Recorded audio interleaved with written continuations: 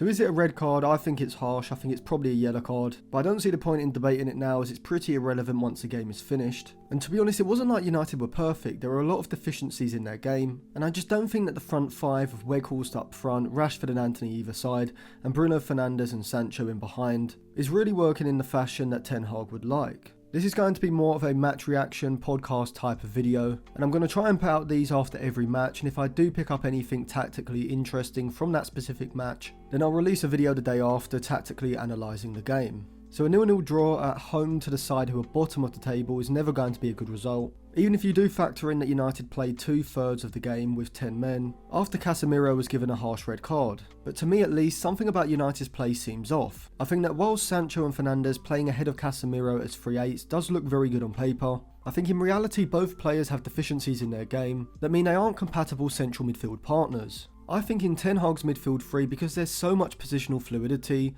with the central midfielders ahead of Casemiro sometimes being tasked with receiving the ball in front of the opposition's defensive system, usually by dropping into one of the wide points in the back three, whilst also being expected to push up between the lines and receive the ball in congested areas. But out of possession they also have to be alert and assertive pressers, as soon as the ball goes into one of the opposition's midfield two, which in this game is Lavia and Ward-Prowse, the two United players have to be close enough to be able to apply pressure right on the opposition central midfielder's first touch, whilst also stopping them from being able to turn and drive forward with the ball, and if they can, even look to win the ball back high up the pitch, from where United can look to complete a counter press. However, whilst both players are certainly comfortable receiving the ball between the lines in congested positions, I don't think either player has a top level ability to play incisive passes into players between the lines who can then turn with the ball. They would rather be those players between the lines receiving the ball rather than the passer. However, in those central midfield positions, certainly when the fullbacks advance forward down the flanks, it is up to the central midfielder on that side to perform this role. Now for me, I don't think Bruno Fernandes is best when he's playing this role. I definitely think Fernandes is more of a forward than he is a midfielder.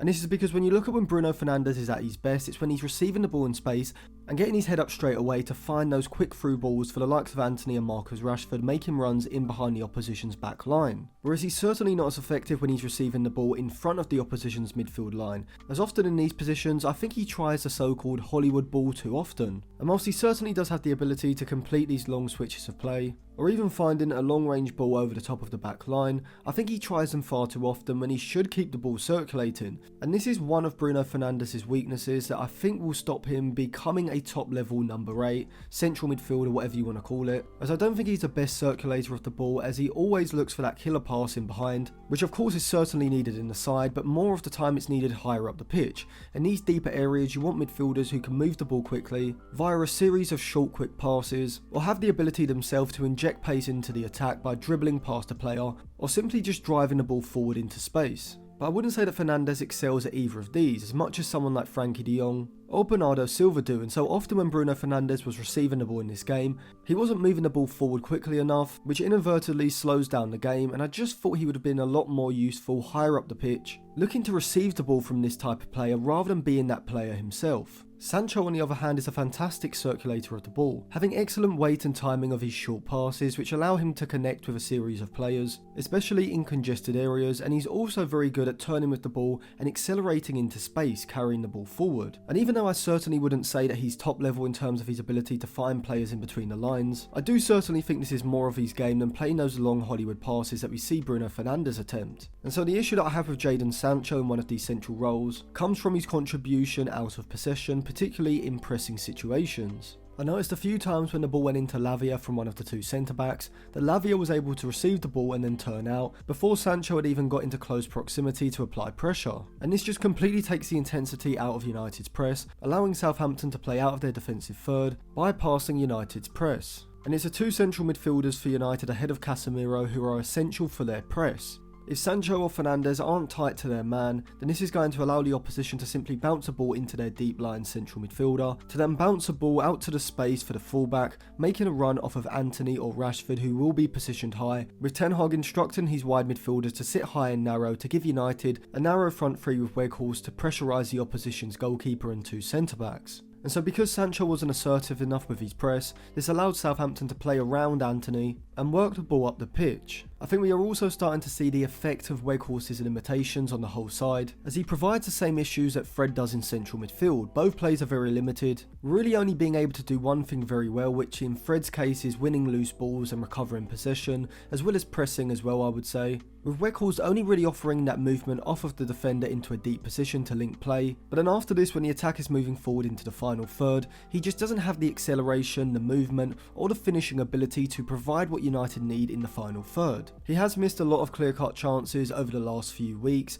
and in this game he did have a half chance which was a header, which I think he should have definitely done better with. He got distracted by the flight of the ball, by the defender jumping in front of him, which top strikers are able to deal with, but at the moment United don't have that top centre forward, and you can see it costing them in games like this. And just in my opinion, I think Ten Hag got the substitution wrong when Casemiro got sent off, as even though in most matches I do like the change of bringing Weghorst off, bringing on another attacking midfielder and moving Rashford into the advanced forward position, I thought in this game, because United had 10 men, having Weghorst on the pitch, a player who can essentially be used as a target man to feed vertical balls into, whether this is into his chest or into his feet, and using him as a more direct way of linking play, enabling United to get further up the pitch. I instead would have brought off Antony, moved Jadon Sancho over to the right, and have Bruno Fernandes play deep alongside McTominay, with Sancho holding a narrow position, moving infield between the lines, so really playing more as a central attacking midfielder ahead of McTominay and Bruno Fernandes, with Rashford playing from the left side, and Weghorst being used as a centre forward. In this close proximity of Weghorst and Sancho, I think would have allowed United to progress their attacks forward a lot more efficiently,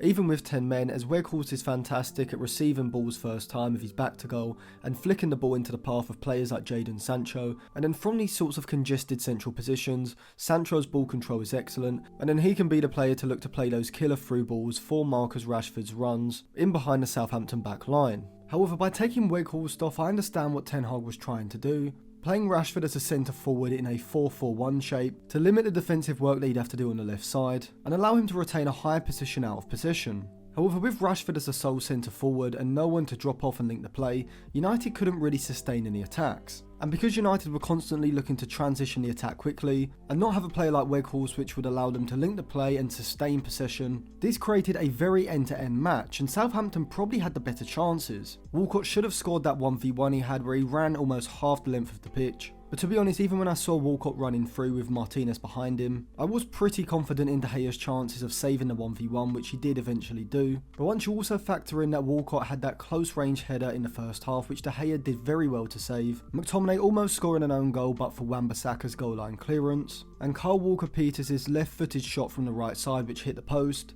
you'd have to say that Southampton were probably the side that looked more like winning the game. And we can see this statistically as Southampton recorded an XG of 1.18, whereas United recorded an XG of just 0.91. I think it goes as saying that United obviously weren't as good with 10 men as they were with 11. However, I do think that Ten Hag needs to come up with a better system of play with 10 men in games like this where United still need to take the game to the opposition. But ultimately, I think this game really exposed the lack of quality that United actually have in central midfield, as the only real options to bring on when Casemiro got sent off were McTominay and Fred, neither of whom can play that Casemiro deepest midfielder role to any sufficient level in my opinion, with from a defensive point of view both not being great at reading the game, and just in general not having the same ball winning ability or physicality that Casemiro brings. But in possession as well, both players prefer to be the running central midfielder who's looking to move up the pitch, rather than the player who's got to drop deep and dictate play. And this is why I would go as far to say that United have struggled as much with Eriksen's absence as with Casemiro's, as even when Casemiro has been playing in the side, when he is partnered alongside Fred Fernandes or Fernandes and Sancho, United still don't have that deep lying creativity in the side that Eriksen brought. And that is why my opinion is that United need two central midfielders this summer, a central midfielder in the mould of Frankie de Jong who can come in and play alongside Casemiro, but also another central midfielder who can essentially be a Casemiro backup, capable of coming into the side when Casemiro is absent, and bringing the same physical and defensive attributes that Casemiro has. And if you want to see who my suggestion for that role is, I speak about it in the end of my Casemiro analysis video,